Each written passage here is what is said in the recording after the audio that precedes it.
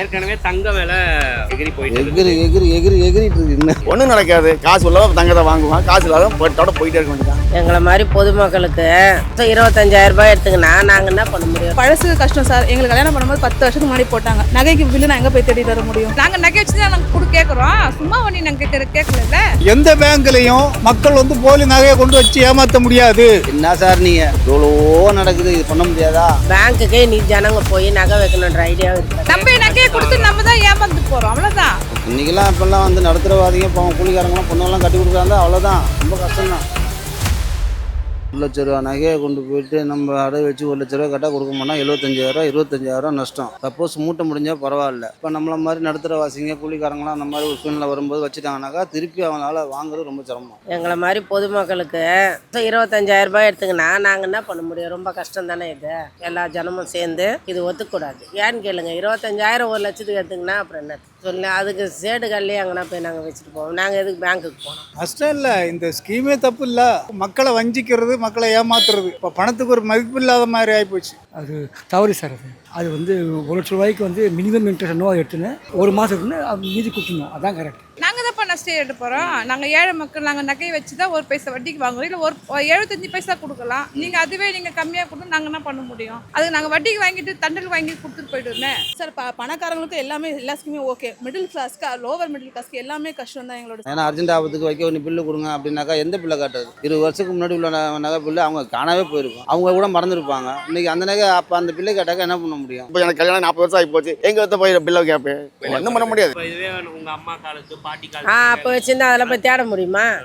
அவங்களாம் அப்போ போய் எவ்வளோ சிறுகு சேர்த்து சீட்டு கட்டி எடுத்துருப்பாங்க. அதுக்கெல்லாம் பில்லாது. அப்போல்லாம் கயிறாக தான் வச்சு பண்ணுவாங்க. மொத்தமே மக்களை ஏமாத்திட்டு தான் இருக்காங்க. அதான் நடக்குது. நம்பிக்கையில் நீங்கள் ஆதார் கார்டு இதை வச்சு நீங்கள் கொடுங்க. நம்பிக்கை இருந்தால் நீங்கள் கொடுங்க. இல்லைன்னா நம்பிக்கை இருந்தால் அப்படிப்பட்ட பணமே தேவை. நாங்கள் நகை வச்சு தான் நாங்கள் கூட கேட்குறோம். சும்மா ஒண்ணி நாங்கள் கேட்கல. பழசு கஷ்டம் சார். எங்களுக்கு கல்யாணம் பண்ணும்போது 10 வருஷத்துக்கு முன்னாடி போட்டாங்க. நகைக்கு பில்லு நான் எங்கே போய் தேடி தர முடியும்? நகையெல்லாம் கொண்டு போய் விற்க முடியாது. அது எப்படி திருட்டு நகைலாம் போய் பேங்க்ல வாங்கிடுவாங்களா? அதெல்லாம் சும்மா பேங்க்காரங்களுக்கு எதனா தேவைன்னா இந்த மாதிரி ஜனங்களுக்கு இது மாதிரி செஞ்சு அவங்களோட லாபத்தை எடுக்கிறதுக்காக ஜனங்களோட ரத்தத்தை உரியுதா? அதுக்கு சரியான அடி நல்ல மண்டை அடி தான். அது ஒத்துக்கலாம். இந்த ரகம் திருட்டு போயிடுறாங்க, கீழே கடந்து எடுத்துட்டு போயிடுறாங்க.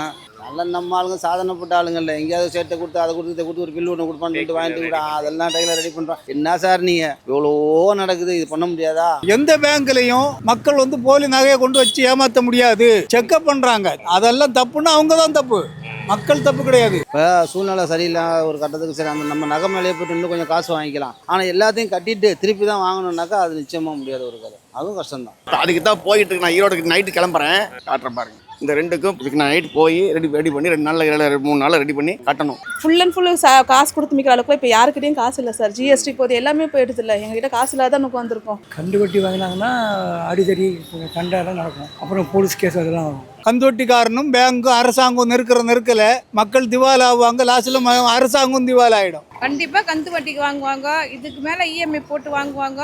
எவ்வளோ பேர் சாகுறாங்க தெரியுமா? வீடு தேடி லோனு பிடுங்குறாங்க. நிம்மதி இல்லாமல் வாழ்க்கை இருக்குதாப்பா. நம்ம நகையை கொடுத்து நம்ம தான் ஏமாந்து போகிறோம், அவ்வளோதான். கண்டிப்பாக சார். கந்து வட்டியால் போய் நிறைய பேர் குடும்பம் வேஸ்ட்டாக தான் போகும் இந்த மாதிரியான ஒரு ஸ்கீமால். அது ஒரு பக்கம் நடந்துன்னு தான் இருக்குது. அதை வச்சு இவங்க கொள்ளாடிக்கிறாங்களா அப்போ பேங்க்காரங்க? அப்படி தான் சொல்ல வேண்டி வரும். இதனால பாதிக்கப்படுறவங்க யாரா இருப்பாங்க? பாதிக்கப்படுறவங்க நடுத்தரவாசி, அன்னைக்கு நாடு உள்ளவன், கூலிக்காரன், இவன் தான் பாதிக்கப்படுவாங்க. வசதி உள்ளவங்க பாதிக்கப்பட மாட்டாங்க. அடிமட்டத்தில் இருக்கிற மக்கள் தான் சார் பாதிக்கப்படுறாங்க. மேல் மட்டத்தில் இருக்கவங்க எந்த ஒரு பாதிப்பும் கிடையாது.